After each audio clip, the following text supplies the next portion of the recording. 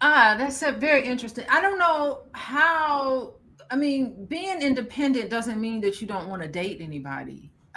Because I think a good dating experience is two whole people dating, not a needy person dating someone who has these needs too, and you come together and you just feel each other's needs. It really is two whole people dating. And I think that dating comes from, it's not presented in formal education, but it comes from observation. So I think that what we absorb so much is the relationships we see modeled in our home.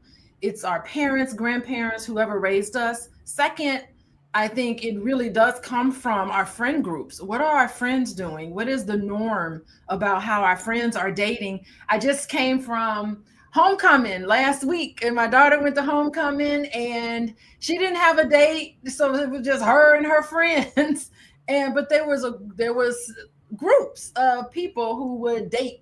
They had dates. Some of them, some of her friends had dates, and they all went to homecoming together. And then all the singles, they all just got together and dated, and so dated at the homecoming dance and did not have a formal date. What I want to say. So I mean, I think that, she was kind of bummed about it. She was like, "Dang, what's wrong? Nobody wants to take me to the homecoming." But so I have a conversation with her you know, about what's going on and what that's like for her. And one day she will have a date, and her sister at one point had a date, and so it will happen for you when it's time. So it's not fixing all of these things, it's really just having a place. And I say this a lot, having a place for somebody to come and talk to about dating. Of course, she's got her friends to talk to as well. So it's home life and your friendship circle.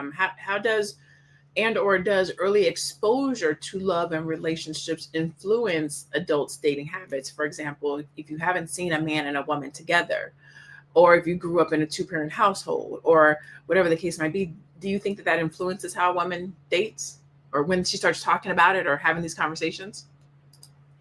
Yeah, I think a lot of us as parents don't necessarily want to admit that our children nowadays can be influenced by media and friends more than we influence them.